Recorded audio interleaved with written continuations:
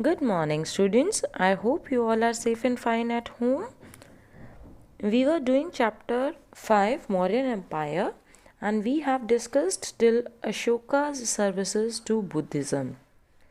So, open your book, page number 80, and last paragraph, Ashoka's edicts and inscriptions. Ashoka became a very kind ruler, and he used to love his people and care for them also. So he adopted a new method to spread his message of love and about his administration, or we can say about his religion, by setting up pillars on the different parts of his empire. He engraved inscriptions on them. He inscribed his thoughts that he wanted to share with the people on those pillars. Not only on those pillars, on the rocks also. For that, some of the rocks were made smooth and inscription was written on them, as we discussed day before yesterday about the rock edicts. So both the pillars and the rocks were given different name, pillar edicts and rock edicts. These inscriptions were on religion, journal administration and good conduct. Means he wants to tell to the people about the religion, that is of about the Buddhism, and his journal administration, that how he is administrating his empire, and good conduct means how the people should live nicely and properly and with love to each other. He was the first ancient king who made an effort to speak directly to his people through his edicts and inscriptions.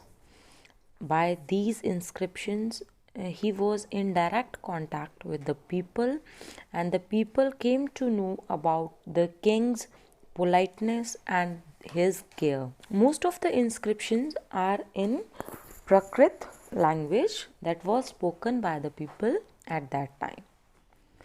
Okay, next is importance of edicts and inscription. What was the importance of those edicts? So let's study. These edicts were an important source of information about Ashoka.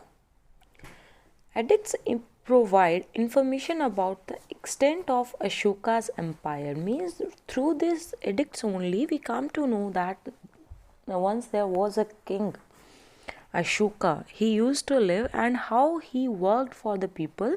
So we get all the information regarding a king through these inscriptions or edicts. These edicts inform us about Ashoka's love for his people, as in one of the edicts it is written that all men are my children and I desire that they may enjoy every kind of prosperity and happiness. Means that he was very lovable to his people, the people of his empire. He loved them as his own children, and he works for their prosperity and happiness.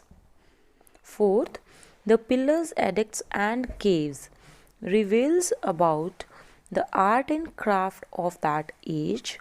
Their shine is still brilliant. Through these pillars and edicts and the caves that were made by the Ashoka, they tell us the art form that was used at that time.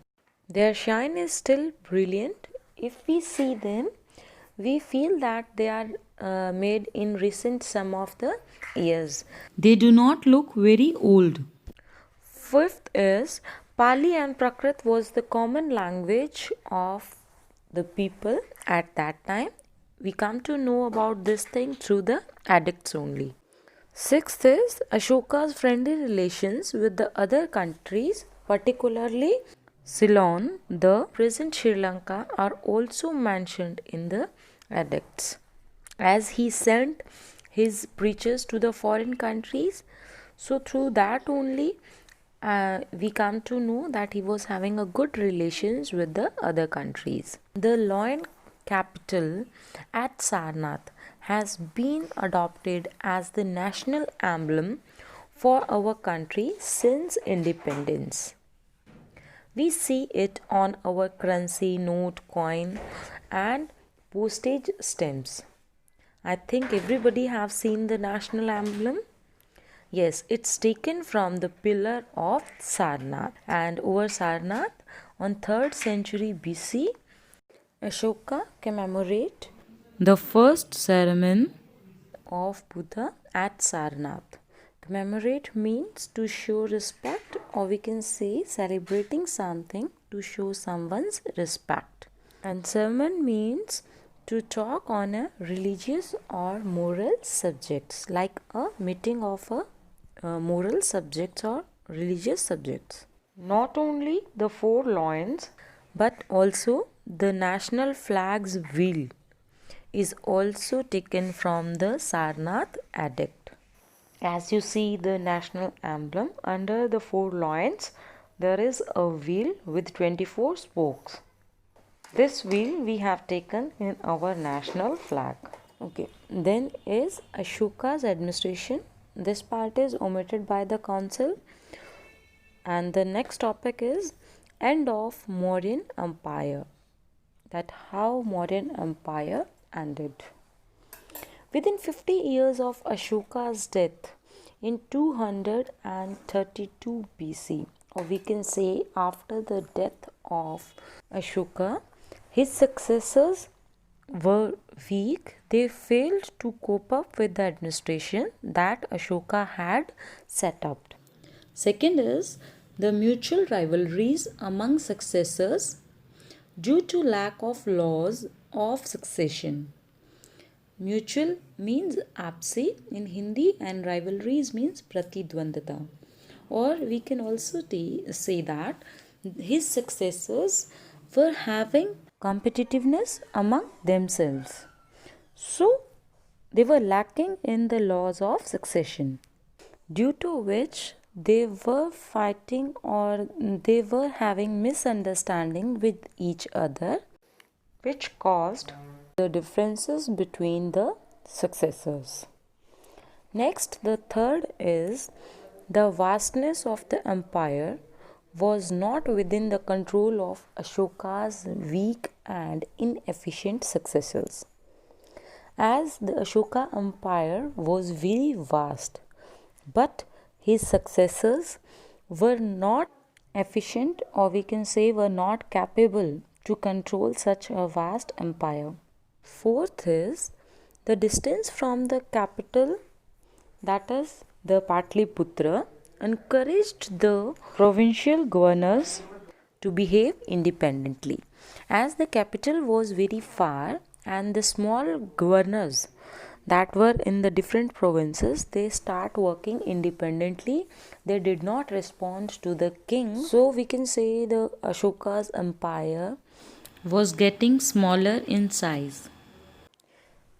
Then the last is The king Brihadrath was the last king of Mauryan dynasty, and he was killed by the army chief Pushyamitra Shung, and he was the founder of Shung dynasty.